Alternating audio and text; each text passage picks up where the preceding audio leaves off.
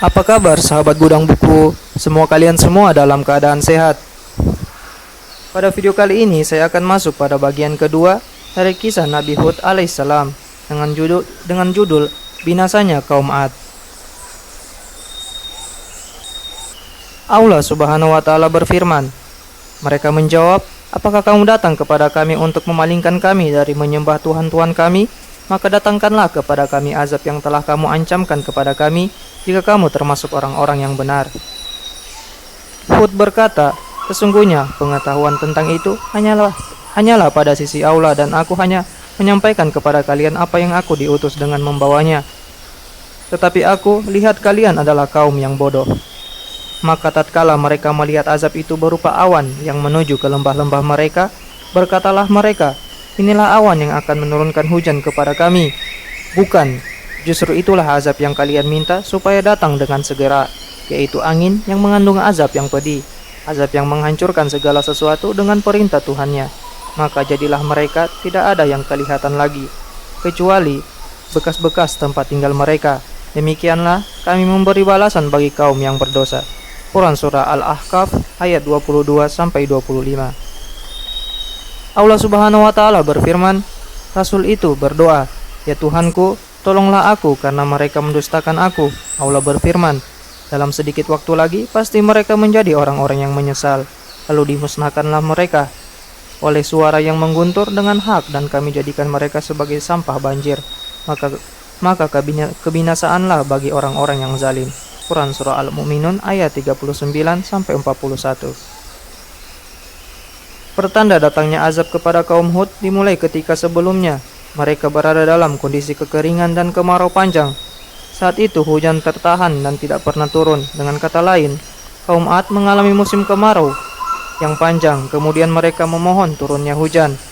Setelah itu mereka melihat gumpalan awan hitam pekat di langit. Mereka mengira gumpalan awan hitam itu adalah awan yang akan menurunkan hujan sebagai rahmat bagi mereka.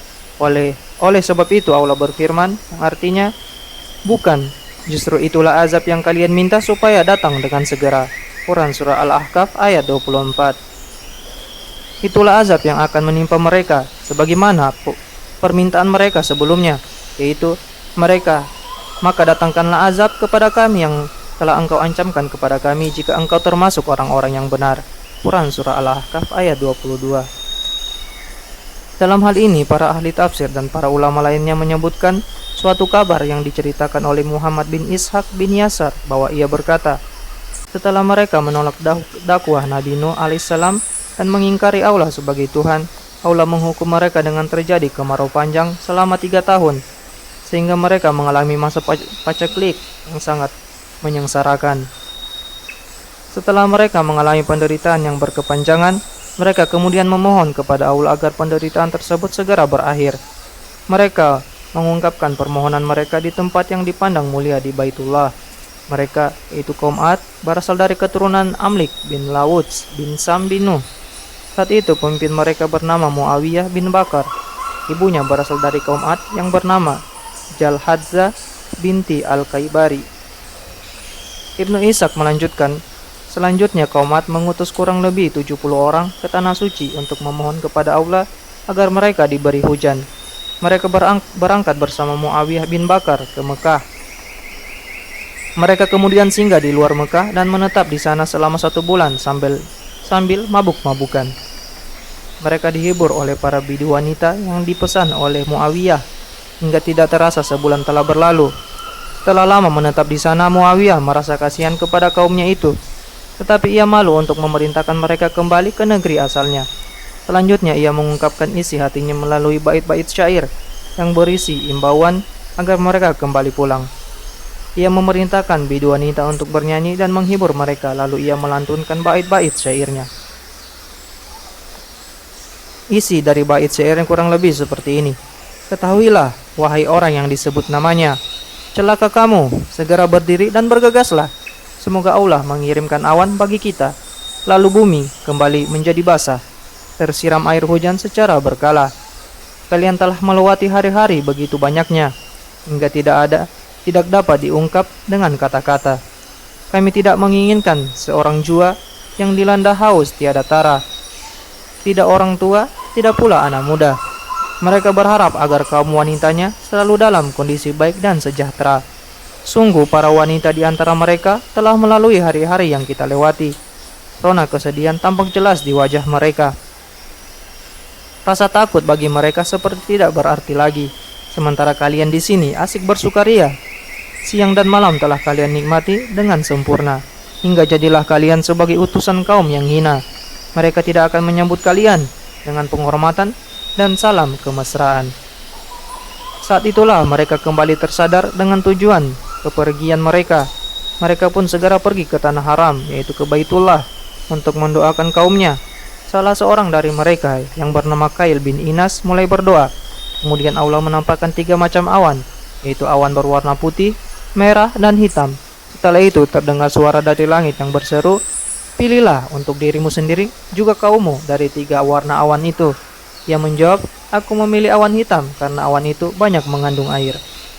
Allah kemudian menggiring awan hitam yang dipilih oleh Kail bin Inas, yang sesungguhnya merupakan azab yang akan ditimpakan kepada kaum Ad. Saat itu mereka keluar dari suatu lembah yang dikenal dengan lembah Al-Mughits. Saat mereka melihat gumpalan awan hitam yang berarak-arakan di langit, mereka bersukaria seraya berkata, "Inilah awan yang kami tunggu-tunggu yang akan menurunkan hujan kepada kami." Orang pertama yang menyaksikan apa yang terkandung di dalam awan tersebut dan mengetahui awan hitam tersebut tidak lain adalah gumpalan pusaran angin adalah seorang wanita yang berasal dari kaum Ad bernama Mahda. Ketika hal tersebut tampak jelas olehnya, ia menjerit histeris seketika hingga pingsan. Ketika Mahda tersadar, mereka bertanya kepadanya, "Apa yang kau lihat, wahai Mahda?" Ia menjawab, "Saya melihat pusaran angin yang di dalamnya terdapat gejolak api, sementara di hadapannya terdapat beberapa orang yang menariknya." Selanjutnya Allah menimpakan azab itu kepada kaum Ad selama 7 malam 8 hari, secara terus-menerus tiada henti. Peristiwa itu berlangsung hingga akhirnya semua orang dari kaum Ad yang kafir habis tak tersisa tertimpa azab. Maka kamu lihat kaum Ad pada waktu itu mati bergelimpangan, seakan-akan mereka tunggul pohon kurma yang telah kosong atau lapuk. Quran Surah Al-Haqqah ayat 7. Maksudnya mereka seperti batang-batang pohon kurma yang tumbang bergelimpangan tidak berkepala. Hal ini disebabkan karena angin tersebut datang menyambar setiap orang lalu menyedotnya hingga terbang ke udara. Selanjutnya mereka dihempaskan kembali ke atas tanah dalam kondisi jungkir balik. Kepala mereka mengenai tanah terlebih dahulu hingga kepala mereka terlepas dari tubuhnya. Dengan demikian kondisi mereka yang tersisa hanya jasad tanpa kepala. Hal tersebut sebagaimana yang dijelaskan dalam firman Allah yang artinya, "Sesungguhnya kami telah menghembuskan kepada mereka angin yang sangat kencang pada hari nahas yang terus-menerus." Quran Surah Al-Qamar ayat 19. Yang menggelimpangkan manusia seakan-akan mereka pokok pohon kurma yang tumbang. Quran Surah Al-Qamar ayat 20. Angin itu tidak membiarkan satupun yang dilaluinya kecuali dijadikannya seperti serbuk. Quran Surah Az-Zariyat ayat 42. Maksudnya seperti sesuatu yang rusak dan binasa yang sama sekali tidak dapat diambil manfaatnya. Ibnu Ishaq berkata, "Menurut yang telah diceritakan kepadaku bahwa Nabi Hud dan para pengikutnya yang beriman sama sekali tidak tertimpa oleh azab itu, tapi angin tersebut terasa segar di kulit mereka dan sangat nyaman di hati. Namun bagi kaum Ad yang kafir, awan tersebut merupakan bahaya yang terus-menerus mengancam mereka antara langit dan bumi. Mereka pun dilempari oleh batu-batu hingga binasa."